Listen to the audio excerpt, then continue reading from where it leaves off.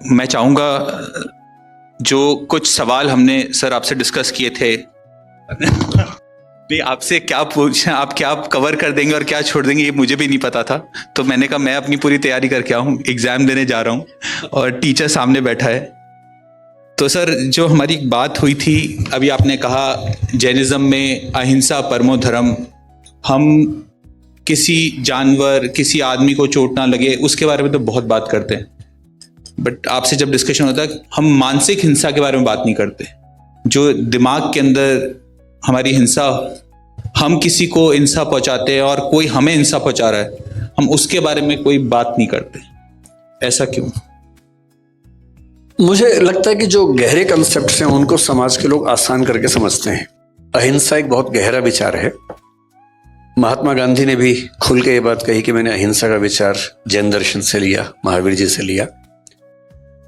अहिंसा का मतलब ये बिल्कुल नहीं है कि आप किसी जानवर को नहीं मार रहे, आप नॉनवेज नहीं खा रहे, वो तो बहुत छोटी सी बात है, अहिंसा के समूह का छोटा सा हिस्सा है। अहिंसा की बात जब गहराई में होती है तो 3 तरह की बात होती है, एक मानसिक अहिंसा, वाचिक अहिंसा और कायिक अहिंसा। कायिक अहिंसा का मतलब है कि मैं अपने शरीर से, अपने हाथ से, पैर से किसी को चोट ना पहुंचाऊं, जो कि हम सब समझते हैं। वाचिक हिंसा का मतलब होता है, या वाचिक अहिंसा का मतलब होता है कि मैं अपनी वाणी से किसी को परेशान ना करूं। तो यदि मैं किसी को गाली दे रहा हूं तो वाचिक हिंसा है, सीधी सी बात है। दोस्तों के बीच में आपस में गालियां दे रहे हैं वो ठीक है, वो तो मनोरंजन की बात हो गई, लेकिन आप किसी को परेशान करने के लिए गाली दे रहे हैं, या किसी व्यक्ति का एक पैर ठीक नहीं है, आपने उसको लंगड़ा कहा, एक तो वो बेचारा पहले परेशान है, आपने उसको लंगड़ा कह के उसका पूरा दिन खराब कर दिया, उसको इतना बेचैन कर दिया, ये वाचिक हिंसा है। इससे तो अच्छा होता कि आप एक थप्पड़ मार लेते उसको, तो पूरा दिन तो खराब नहीं होता। पूरा दिन खराब किया, उसको एंजाइटी में डाल दिया, ये वाचिक हिंसा है। और उससे अगले स्तर की है मानसिक हिंसा। अगर आप अपने मन में किसी को दबाव डालते हैं या सोचते हैं कि मैं इसके साथ ऐसा कर दूं, ऐसा कर दूं, मसलन आपका बच्चा चाहता है कि मैं एक्स विषय पढ़ूं और आपने कहीं से सीखा हुआ कि ना इंजीनियर तो बना के मानूंगा तुझे मैं, आपने पहले मानसिक हिंसा की कि तुझे मेरे हिसाब से जीना है ना कि अपने हिसाब से जीना है। अगर आप ऐसा सोच रहे हैं तो ये मानसिक हिंसा। मैं जानता हूं इस बात से आप में से कईयों को दिक्कत हो रही होगी, पर मैं तो सच ही बोलूंगा। अगर आपने मन में ठान लिया है कि कोई मेरे हिसाब से ही जिएगा, ये मानसिक हिंसा है। अगर आपने वाणी में ये बात कहनी शुरू कर दी है और नहीं मानता तो डांट रहे हैं उसको, ये वाचिक हिंसा है। जब इन सब से काम नहीं चलता फिर मार पिटाई शुरू होती है। उसके बाद वो तो बहुत बात की बात है, लेकिन उसके पहले कितने स्तरों की हिंसाएं तो हो चुकी हैं। इसलिए कायदे का इंसान मेरी नजर में वो है जो बहुत डेमोक्रेटिक हो, अपनी इच्छाएं न थोपता हो, दूसरों की इच्छाओं का सम्मान करे, तो आप कायदे में अहिंसक हैं। वरना आप 2 स्तरों पे हिंसक हैं, केवल बाहरी स्तर पे अहिंसा करके खुशफहमी के शिकार हैं। सर ये जो बात है कि हम अपने बच्चों की जो भी वो करना चाहते हैं, बट आज जो माँ बाप होते हैं वो संघर्षों से निकल के आए होते हैं, और जैन कम्युनिटी में स्पेशली जो फर्स्ट जनरेशन एंटरप्रेन्योर्स हैं जिन्होंने आज अपना बिजनेस बनाया, वो उन्होंने इतना एक्सपीरियंस गेन किया है। मेरे हिसाब से बस वो अपने बच्चे को शायद गरीब नहीं देखना चाहते, वो एक चाहते हैं कि वो एक सक्सेसफुल बन जाए, उसका नाम हो जाए समाज में, इसलिए उसको एक तरफ पुश भी करते हैं। तो क्या वो उसको हिंसा ना करते हुए उस तरफ कैसे पुश किया जाए? देखिए, जैन समाज में ये चिंता कि बच्चे गरीब ना हो जाएं, ये तो लाजमी चिंता है नहीं। जितना मैं समझता हूँ आपके समाज को, क्योंकि पूरे देश में कुल मिला के 44 से 46 लाख आबादी है। 44 लाख 2011 में थी, मैं अनुमान कर रहा हूँ कि 24 में वो 47 लाख के आसपास मैक्सिमम होगी, क्योंकि जैन समाज की ग्रोथ रेट भी सबसे कम है, 5% के आसपास डेकेडल ग्रोथ रेट है। तो 15 साल में 7% मान लीजिए, इस समय 3 लाख और बढ़ गए होंगे, 47 लाख के आसपास होंगे लगभग।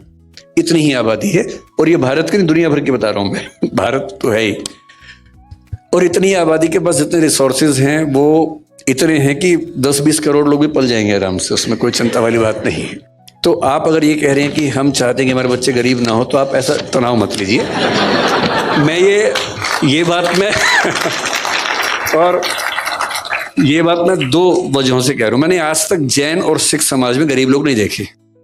मतलब ये देखा है कि कुछ लोग मध्य वर्ग में हैं, निम्न मध्य वर्ग में हैं, लेकिन कोई भीख मांगता हुआ जैन दिखेगा या सिख दिखेगा, ऐसा दुनिया में नहीं दिखता है।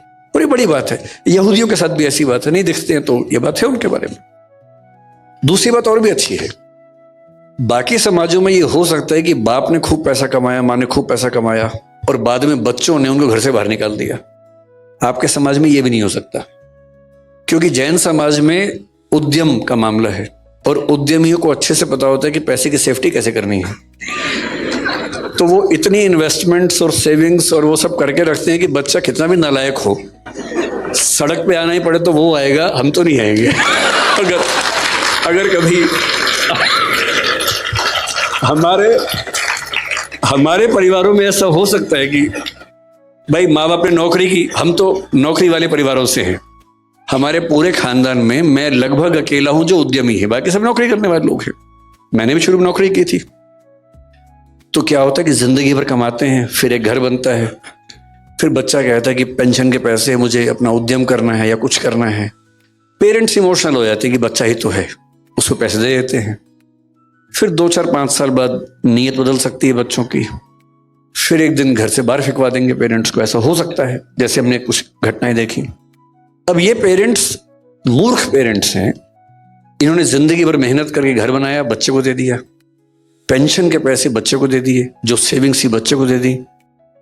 हर बच्चा उतना लायक थोड़ा ना, इतना संवेदनशील थोड़ा है। समझदार पेरेंट्स ऐसी भूल कभी नहीं करते हैं, और मुझे अच्छे से पता है कि आपके नहीं होता होगा। लेकिन तीसरी बात जो आपका सवाल था वो ये कि हम चाहते कि हमारे बच्चे अच्छा करें, नाम कमाए, तो कैसे पुश करें उनको। पुश करना कोई बुरी बात नहीं है। 18 साल तक के बच्चे को तो पुश करना लीगली भी ठीक है, और मॉरली तो जिंदगी भर आपका बच्चा तो बच्चा ही रहेगा, सीधी सी बात है।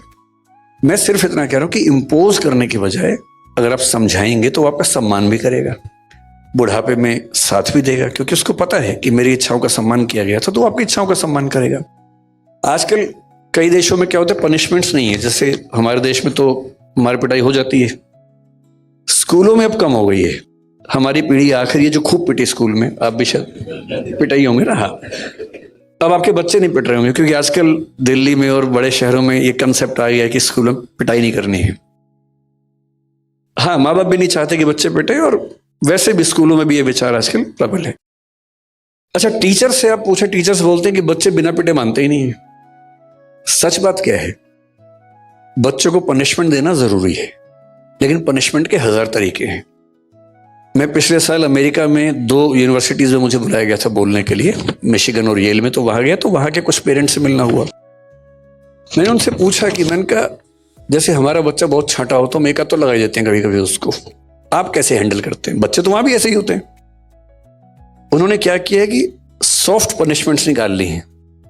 जैसे कोई बच्चा क्लास में नहीं पढ़ रहा, उसको लिखने से बड़ी दिक्कत है, तो पनिशमेंट ये है कि वो 10 पेज लिखेगा, कोई मार पिटाई नहीं होगी, 10 पेज लिखने हैं उसको।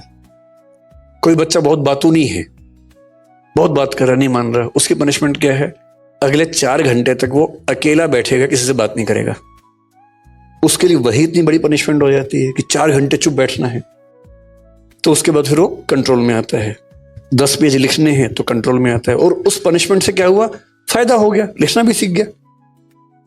तो जो मैं कह रहा हूं, बच्चों को पुश करना ठीक है, मोटिवेट करना ठीक है, परसुएट करना ठीक है, समझाना ठीक है।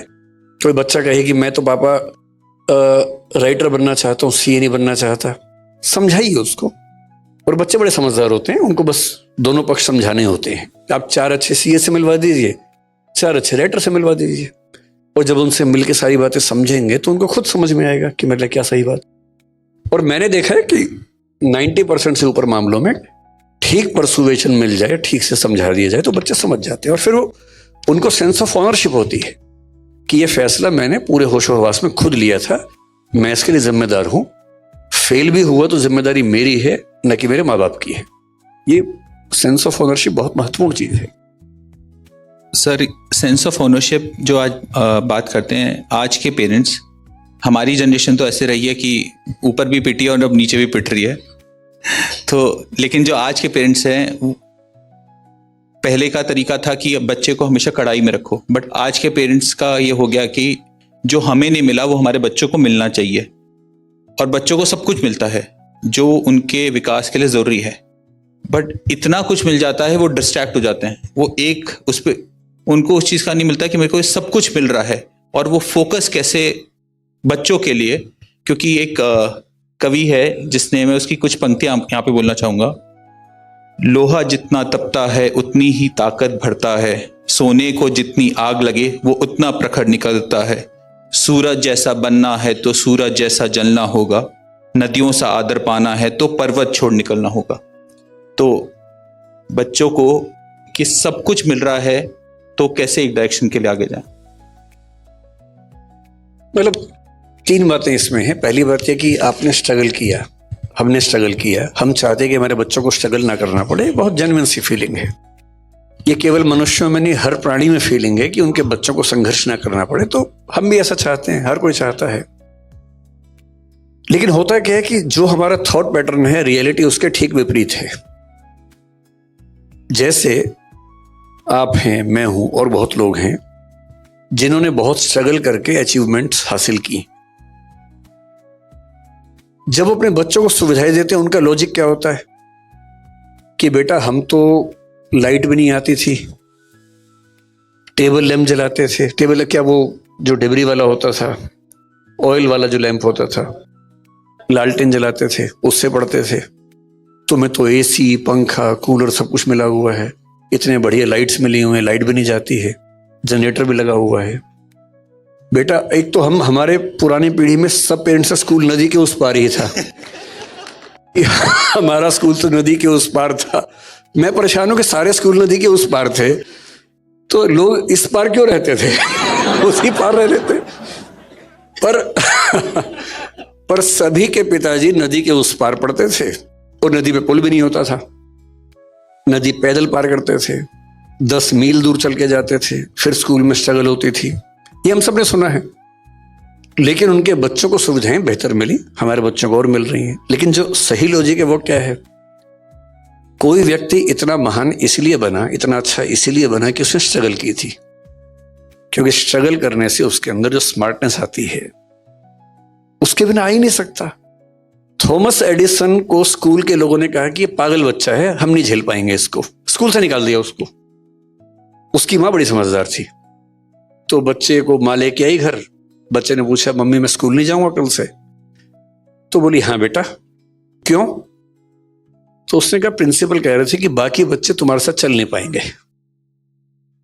बात तो सही बोली, पर दूसरे तरीके से बोली। घर में पढ़ाया, 12 साल की उम्र में उसको सेल्समैन बना दिया। 14 साल की उम्र में वो टेलीकॉम ऑपरेटर बना पहली बार। जिज्ञासा पैदा हुई, रिसर्च करने लगा।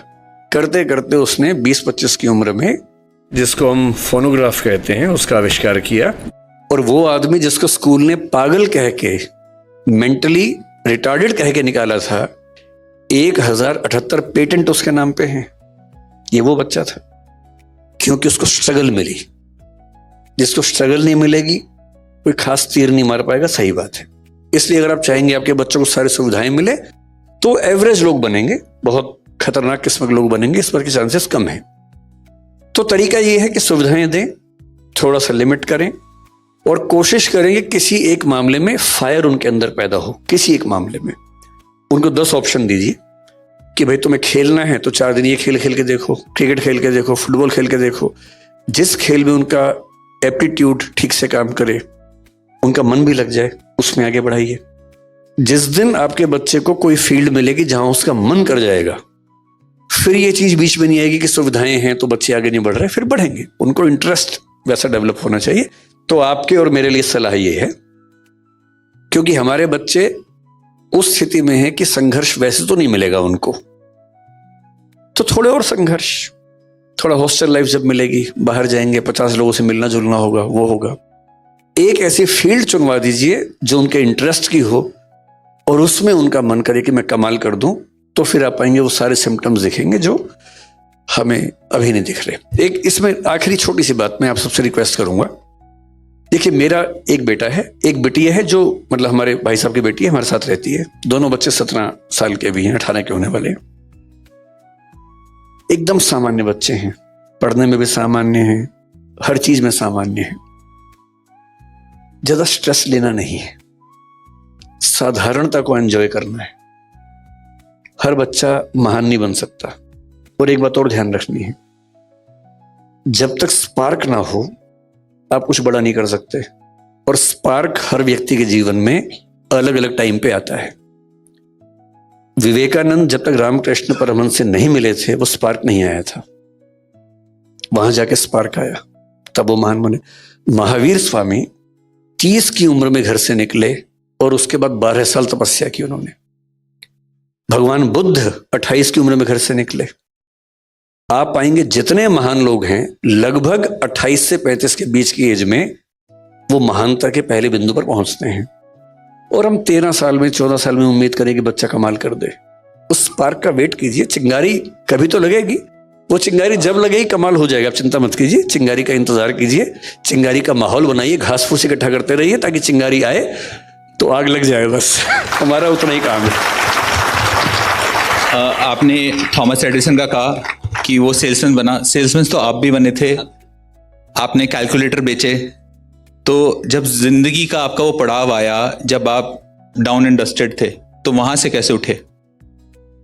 मैं 16.5 की उम्र में DU में पढ़ने आया था और घर में कुछ ऐसी दुर्घटनाएं हुई कि मुझे 17.25 साल की उम्र से नौकरी करनी शुरू करनी पड़ी। जैन समाज में शायद ये सामान्य बात है, 15-16 साल में बच्चा गल्ले पे बैठ ही जाता है आपके समाज में। मैंने सुना है कि ऐसी ट्रेनिंग होती है और ये ट्रेनिंग का बड़ा अच्छा तरीका है। क्योंकि जब मैंने पहली बार एक जैन को ये बात बताई, बोला हमारे तो होता ही, इसमें क्या खास बात है? तो मैंने कहा हमारे नहीं होता भाई, हमारे लिए तो ये अलग बात थी। तो मैंने करीब 17 साल की उम्र में सेल्समैन की नौकरी की, कैलकुलेटर्स बेचता था उन दिनों। अच्छा टाइम था, खूब दुत्कारा जाता था। आप किसी को बेचने जा रहे हैं, वो खरीदने के मूड में नहीं है, आपका टारगेट है नौकरी बचाने के लिए, आप पूरी ताकत लगाएंगे, खरीद ही लो भाई। वो नहीं खरीद रहा है, खराब से बोल भी देगा, गालियां भी सुनेंगे ही आप। पर उसके बिना मजा भी तो नहीं जिंदगी में, थोड़ा वो झेलना जरूरी है। तो मैं बहुत खुश हूं इस बात से। मेरे पेरेंट्स दुखी रहे लंबे समय तक कि जो तुम्हारा करियर बनने का समय था, हमने तुम्हें उस समय स्ट्रगल में डाल दिया। अब तो मेरी माँ नहीं है, 6 साल पहले उनका देहांत हो गया। पर मैंने उनसे हमेशा ये बात कही कि आपको अंदाजा नहीं है कि आपने क्या किया मेरे लिए। अगर आप भी मुझे सारी सुविधाएं देते तो मैं भी एक सामान्य जीवन जी रहा होता। स्ट्रगल्स दी तो उससे चीजें बहुत बेहतर हो गई। तो मैं तो बहुत शुक्रगुजार हूं अपने पेरेंट्स का कि स्ट्रगल्स दी उन्होंने। हो सके तो थोड़ा ही बहुत हम भी दें स्ट्रगल्स, और उससे अच्छा रहता है। आपने माँ का अपना नाम लिया। मेरा एक क्वेश्चन अब नेक्स्ट इमोशंस को लेके है, और स्वतः यहाँ पे बहुत जेंट्स बैठे हैं, उनके लेके है। लेडीज फिर भी अपना इमोशंस कहीं ना कहीं निकाल देती है, बट हम जेंट्स एक उम्र के आने के बाद अपना इमोशंस दिखा नहीं पाते। हमें हमेशा बचपन से सिखाया जाता है कि अपने इमोशंस कुछ भी हो आपको छुपा के चलने हैं लाइफ में। इसके बारे में आप क्या बोलना चाहें? लगभग पूरी दुनिया में ऐसा है, कुछ समाजों को छोड़कर। कुछ समाज ऐसे हैं जहां पुरुष खूब रोते हैं, उनका रोना अच्छी बात मानी जाती है, कोई दिक्कत ही नहीं है। महिलाएं रो रही हैं, पुरुष भी रो रहे हैं साथ साथ, कोई दिक्कत ही नहीं है उनको। आपको हंसी आ रही है क्योंकि आप इस समाज से हैं, उनको हंसी भी नहीं आती इस बात पे क्योंकि उनके समाज में नॉर्मल बात है। कुछ ट्राइबल सोसाइटीज हैं ऐसी, जो सो कॉल्ड सिविलाइज सोसाइटीज है, जैसे हम सभ्य समाज है। ये सभ्य समाज दरअसल मूर्ख समाज है। ये अपनी बेसिक टेंडेंसी से बहुत दूर निकल गए हैं और बोलते हैं कि हम सभ्य हैं। बहुत सारी ट्राइबल सोसाइटीज हमसे बहुत एडवांस हैं कई मामलों में। तो सभ्य समाज में अगर बहुत पीछे जाएं तो जब सभ्यता शुरू हो रही थी, खतरे बहुत ज्यादा थे आसपास। अब जब खतरे बहुत ज्यादा हों, लोग शिकार करते थे। बहुत कम समाजों के पास ये सुविधा थी कि वो कंद मूल खा के जिंदा रह सकें। भारत एक ऐसा अच्छा उदाहरण है। अच्छा, जैन समाज आप देखेंगे, जैन समाज मुख्य रूप से भारत में ही है, पश्चिमी देशों में नहीं है, क्योंकि उतनी सर्दी में आप केवल शाकाहार और दिगंबर परंपरा के साथ नहीं रह सकते, तो इसलिए जैन समाज आपको वहां नहीं दिखता है। रेतीले देशों में, मिडिल ईस्ट में जैन समाज नहीं है, क्योंकि वहां शाकाहार से काम नहीं चलता है। तो शाकाहारी समाज जिसकी जिद है कि हम शुद्ध शाकाहारी, जो आलू तक नहीं खाएंगे, जो अभी कई चीजों की बात चल रही थी हमारी कि हम अदरक भी नहीं खाएंगे, हम हल्दी भी, जो हरी हल्दी नहीं खाते हैं, हम शक्कर जो और जिमीकंद वो नहीं खाएंगे। हम इस लेवल तक जब शाकाहार को लेकर चलेंगे तो सीधी सी बात है, आप उसी देश में रह पाएंगे जहां सारी ऋतुएं होंगी और अच्छी खेती होगी। वो दुनिया में बहुत कम देशों में होता था। ग्रीनलैंड में जैन समाज नहीं चल सकता, सीधी सी बात है, क्योंकि वहां संभव नहीं है सब चीजें। तो अधिकांश समाजों में पुरुषों ने शिकार किया जिंदा रहने के लिए। महिलाएं गर्भवती होती थी, उस समय तो कॉन्ट्रासेप्टिव्स भी नहीं थे, बार बार गर्भ होता था। 13-14 की उम्र से 35, 36, 38 की उम्र तक लगातार एक बच्चा हुआ, फिर दूसरा हुआ, क्योंकि 20 होंगे तो 2 बचेंगे, 18 मर जाएंगे। तो महिलाएं लगातार मां बन रही हैं और बच्चे पाल रही हैं।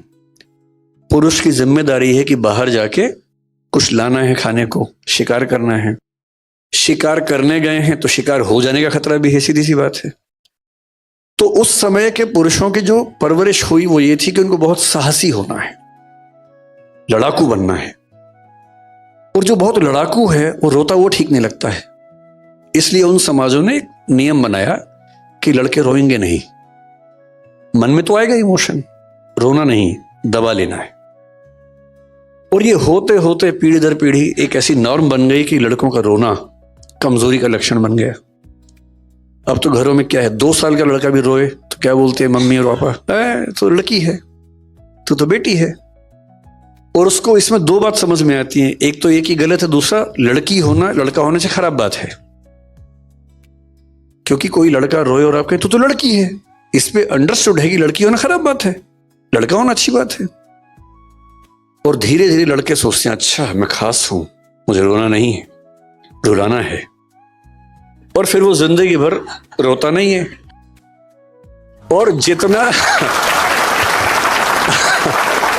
नहीं, रुलाती महिलाएं भी कम नहीं है वैसे, वो तो मैंने मजाक में कहा, रुलाने वाला काम तो दोनों करते हैं। लेकिन लड़कों की मजबूरी है कि उनको समाज में ठीक दिखने के लिए अपने इमोशंस को बहुत मारना पड़ता है। अब जैसे समाज में इसकी जरूरत नहीं है, अब कौन सा भाला लेके शिकार करने जा रहे हैं, अब तो पुलिस है, सेना है, सब चीजें हैं। अब समय आ गया कि रेक्टिफिकेशन ऑफ इमोशंस हो और रोते हुए पुरुषों का सम्मान किया जाए। अब आपको फिर हंसी आ गई, देखिए इस बात पर। जब तक ये हंसी आती रहेगी मामला ठीक नहीं होगा। जिस दिन पुरुष के रोने पर हंसी आनी बंद हो जाएगी उस दिन मामला ठीक हो जाएगा। इसलिए आपका बेटा रोए, टोंट मत कीजिएगा, बस सिर पे हाथ रखना है, कंधे पे हाथ रखना है, रो ले आपके साथ। और हो सके तो साथ में खुद भी रो लेना है, 2 आंसू निकाल देने हैं। बेशक अकेले में ले जाओ उसको, दोनों बाप बेटा रोए साथ साथ, रो लीजिए। मैं वो गारंटी से कह रहा हूं, जितना हल्का उस दिन महसूस करेंगे उतना कभी नहीं करेंगे।